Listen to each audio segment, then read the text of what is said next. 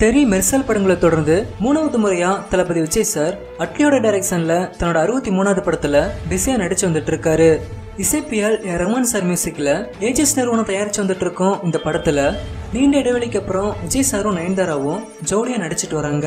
மேலும் இந்த படம் வந்துட்டு பெண்கள் கால்பந்து விளையாட்டை பேச வச்சு எடுக்கப்படுதுனோ விஜய் சார் கால்பந்து பயிற்சியாளரா நடிச்சிட்டு வராருனோ ஏற்கனவே பல தகவல்கள் வெளியே இருந்துச்சு. இந்த நிலையில இப்ப ரீசெண்டா வந்திருக்க நியூஸ் என்னன்னா, பெண்கள் கால்பந்து டீமோட கேப்டனா நடிகை ரெபா மோனிகா சான் ஒப்பந்தமாயிருக்காங்களாம். இவங்க ஏற்கனவே ஜெய் நடிச்ச ஜர்கண்டி படத்துல கதாநாயகியா நடிச்சிருக்காங்க. அது மட்டும் இல்லாம இப்ப அவங்க 2 தமிழ் படங்கள்லயும் ஒரு கன்னட படத்துலயும் நடிச்சு வந்துட்டு இருக்காங்க.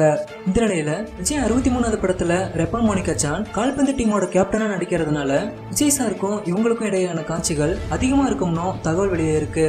மேலும் இவங்க நடிகர் கதிருக்கு ஜோடியாவும் நடிக்க அதிக வாய்ப்பு இருக்கிறதாகவும் நம்பக்கூடிய சினிமா வட்டாரங்கள் மூலமா தகவல் வெளியே இருக்கு.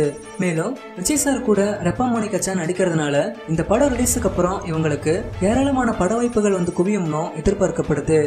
இப்போ இந்த தகவல் சமூக வலைதளங்கள்ல வைரலா பரவி வந்துட்டு இருக்கு. வெளியே இருக்கிற தகவலை கேட்டு விஜய் சாரோட ஃபேன்ஸ் எல்லாரும் செம்ம ஹாப்பியா இருக்காங்க.